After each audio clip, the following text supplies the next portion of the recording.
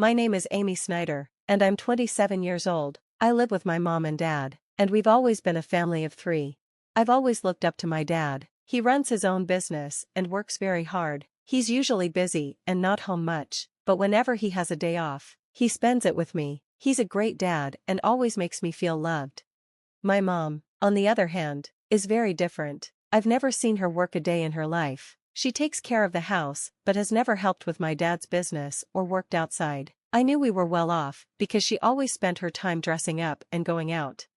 As a child, I noticed she didn't care much for kids, and she hardly paid attention to me. It made me feel lonely sometimes, but my dad was always there for me. I think he knew my mom was distant, so he did everything he could to make sure I never felt alone. Flashback to childhood. One day, I came home and said, "Mom, I'm home." "Oh, is it that late already? I'm heading out, so grab some snacks and take care of the house, okay?" "But didn't we promise to go shopping and make curry together today?" "Sorry, something came up suddenly. We'll do it next time, okay?" I was disappointed, but this was normal for my mom. She often broke promises, and I learned not to take her words seriously. At first, it made me cry, but eventually, I got used to it. My dad was different. He never made empty promises like maybe or we'll see. I grew to admire him because he was reliable and trustworthy. That's why, after graduating from university, I wanted to join his company. Being an only child, I started to think about inheriting the business someday and continuing his hard work. When I turned 20, my dad started taking me out for drinks and teaching me about life and business. My mother, however, didn't have much involvement in raising me, even as I became an adult. The only time she interfered was during my sophomore year of college. "Dad, I want to work at your company after I graduate. I've already started studying for it, and I want to succeed you someday." My dad looked surprised and asked, "Amy, are you sure?" Before I could answer, my mom jumped in. "Wait a minute, a girl doesn't need to do that." "Why not?" I asked. "A woman should find a good man and let her husband earn the living," she said. It was such a typical thing for my mom to say. I realized she didn't understand me at all, so I stopped the conversation that day. I didn't want to live my life relying on someone else, like my mother did. I always wanted to become a strong, independent woman. From that day forward, during the rest of my college years, I worked hard to make that dream a reality. As soon as I graduated, I joined my father's company. My mother didn't approve, but it seemed she eventually gave up. "If you want to live like this, that's your choice, but don't come crying to me when you suffer for ignoring your mother's advice," she said. I accepted her words and still followed my own path. Joining my father's company created even more distance between my mother and me, but at the same time, my bond with my father grew stronger. Looking back, I think my mother wasn't very happy about this situation. When I started working at my father's company, he trained me seriously. It wasn't just for the sake of teaching me the business, there was another reason. My father was sick. For about 6 months, he worked hard to introduce me to everyone and teach me about the job, but one day, he collapsed at work and was rushed to the hospital. For the next 5 years, my father fought his illness. During that time, he often asked me about the company. "Amy, how's the company doing? Is everything okay without me?" "It's really tough right now, Dad, but everyone is helping me. I'm sure we'll be fine because you trusted me to take care of everything." "Well, as long as that's the case, just be prepared. If a woman like you runs the company and it goes bankrupt, it would be a real shame," my mother added. Her words hurt. "Mom, you don't care about the company at all, do you? You're only worried about what other people will think. It's sad to hear you talk like that." When my father first collapsed, my mother and I argued like this often. For 5 years, my father went in and out of the hospital. On his good days, he would visit the company, but over time, he grew weaker. During his last year, he was almost completely bedridden. On the last day he was able to visit the company, he said something I'll never forget. "This company and its employees are my treasures, but I have to let go of them now. Over the past few years, I've watched you work. Amy, I think I can trust you with this place. Can I ask you something?" "Yes, Dad?" "Please protect this company, protect everyone here, for me. I always thought, if I can just be like you, Dad, but I'll keep trying to get closer to the person I admire most. Please rest easy." After my father passed the title of representative to me, my life became incredibly busy. Since my father spent most of his time in the hospital, I made sure to visit him often. My mother did the bare minimum, like bringing him clean clothes, but even that seemed like a bother to her.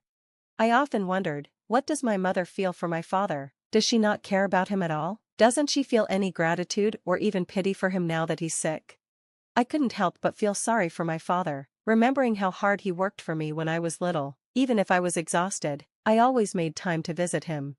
This routine went on for about a year until, one day, my father passed away peacefully in his sleep.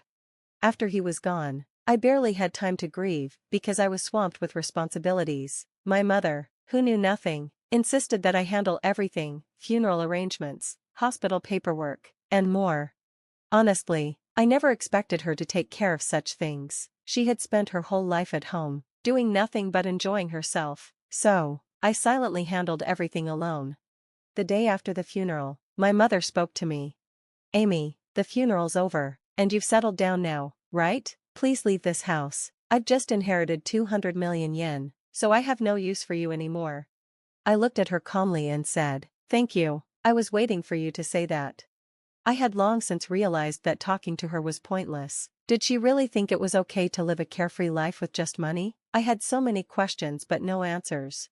The next day, I called a service and sold all my belongings. My mother was shocked at how quickly I had packed up and organized everything. What she didn't know was the truth about the inheritance.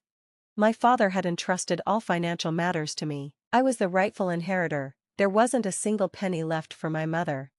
My father had firmly told me when he was still healthy, "Your mother doesn't understand how to manage or spend money. I want you to give her a set amount for household expenses each month, that's all." With that, I left my childhood home and began a new chapter of my life. My father once told me, "If your mother gets a large sum of money, she'll likely go bankrupt immediately, but I know she won't listen to you. If she complains, tell her you won't give her a single penny." Then he smiled and added, "No, I'm just kidding, but if you have trouble with her, give her this." He handed me an SD card. "It's a video letter I made for your mother." At the time, I never imagined I would need to use it, but with her attitude lately, I felt the day would come soon. After I left, my mother was alone in that big house. I expected her to contact me eventually, but she reached out much sooner than I thought. "Come home immediately," she demanded over the phone. "Huh? What are you talking about?" "I'm working," I replied. "I just need to talk to you. Please come quickly." I sighed. She's so self-centered, I thought, but I still headed back to my childhood home, bringing the SD card with me. As soon as I arrived, my mother started accusing me. "You ran off with all your father's inheritance, didn't you? I knew something was wrong when you left so suddenly. Hand it over to me now." Her greed shocked me. "How can you say that? You can't even act like a proper mother," I replied calmly. Then I quietly handed her the SD card. "What's this?" she asked. "Oh, I guess you don't even know how to use it," I said mockingly. I took out my laptop, inserted the SD card, and played the video. On the screen, my father appeared, looking as healthy as I remembered him. I wondered how my mother would react to hearing his words after he was gone. Without saying anything, I left the room to give her privacy. I had never seen my mother defy my father before, but now that he was gone, would his words still reach her? When I returned, my mother was crying. I couldn't believe it.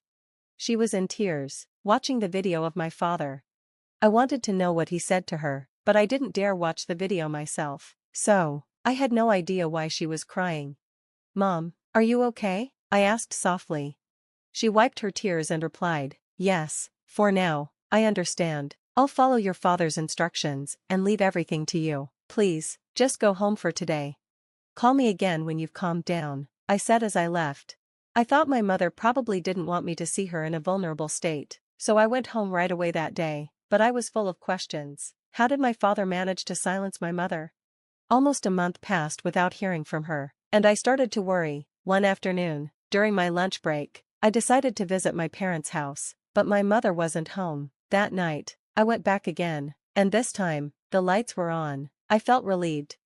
"I'm sorry for dropping by so suddenly," I said. "I came this afternoon, but you weren't home. I got worried." "I'm sorry," she replied. "I was out for my part-time job." "What? A part-time job?" I couldn't believe it. My mother, who never worked a day in her life, now had a job? Didn't you watch the video Dad left for you? It was addressed to you, so I didn't watch it, I asked. I didn't need to, you can take it home and watch it, Amy. She handed me the SD card. I hesitated. What did my father say to her? Seeing how unusual my mother's behavior was, I felt a bit frightened but decided to watch it. Back at the office, I sat at my father's old desk and played the video. My father appeared on the screen, speaking calmly. Honey, if you're watching this, it means you've had trouble communicating with Amy. First of all, thank you so much for helping me raise Amy. Without you, I wouldn't have been able to manage the company and bring her up at the same time. Something about the way my father was speaking felt off. Then he said something that completely shocked me. You've taken care of Amy even though she is not your child, and I have nothing but gratitude for you. You stood by my side for so many years, but because of that, you gave up on your dreams and reached this age without earning your own living. That's my responsibility because I allowed you to live a life of luxury. I froze. I'm not my mother's child? I couldn't help but say it out loud, but suddenly, everything made sense. Even though my mother never showed me much love, she had cooked for me and taken care of the bare minimum, duties she probably didn't want to do for a child who wasn't her own. My father continued in the video. You told me you felt bad for your sister, so we never registered our marriage. I supported you and didn't ask for anything else, but now that I'm gone, I worry about your future. There's no one to support you anymore, and I feel like I've taken your life away. My father's words stunned me. It was all news to me, and I couldn't believe what I was hearing. I spent the entire night processing everything before I finally went back to my mother the next day. Mom, I watched the video Dad left, I said. She looked at me and replied coldly, so you know now, I raised you because I was asked to, that's all. What happened to my real mother? I asked. You're the child of my sister and your father, she answered. After my mother explained everything, I finally understood it all, even the things I had only guessed before. My biological mother, my mom's sister, died shortly after giving birth to me. My father was devastated, and my mom stepped in to help. She promised to raise me and become my mother. Before that, my mother used to work at a diner. She was cheerful, hardworking, and had a dream of owning her own diner one day, but when she chose to become my mother, she gave up that dream. After hearing this, I realized why she lived the way she did. My father's video reminded her of the dream she had buried long ago. Now, she had started training as a part-timer to make it come true. I should have done this earlier, she told me with a smile. Working is fun, and it suits me. I felt guilty. I didn't know this at all. It's my fault you didn't work. I'm so sorry. It's not your fault, Amy, she said kindly. I made that decision myself, but I wasn't good with kids, and I know I caused you trouble. At that moment, I felt something I never thought I would. I finally understood my mother. For the first time, we were having a real conversation as mother and daughter. After that, we began talking more and rebuilding our relationship. We decided to use some of the money my father left to open her diner. She had become more humble, and when we discussed funds, she hesitated, something unimaginable not long ago. While keeping my regular job, I also started helping her set up the diner. Because of that, I saw her much more often, and our bond grew stronger. Promise me you'll tell me if you ever struggle, I told her. Dad trusted me to take care of you. I'll be fine, Amy, she replied. I can live on my own with my income, but for my diner's expenses, I'll rely on you. Of course, I'm looking forward to it, so let's do our best, I said. After years of distance, we finally became a real family. She wasn't my birth mother, but that didn't matter anymore. It felt like the right time to learn this truth. The day before her diner opened, I told her, your dream is finally coming true. You worked so hard, and I'm proud of you. She smiled and said, watching you work so hard at your company reminded me of my dreams from when I was younger. That's why I've made it this far. It's all thanks to you and your father. Mom, promise me you'll always be my mom, I said, holding back tears. Of course, Amy, from now on, let's get along even better. We only have each other now. That's true, I replied. After my father's passing, so much truth came to light. I accepted everything and decided to move forward with my mother by my side. I even considered moving back to my hometown to live with her.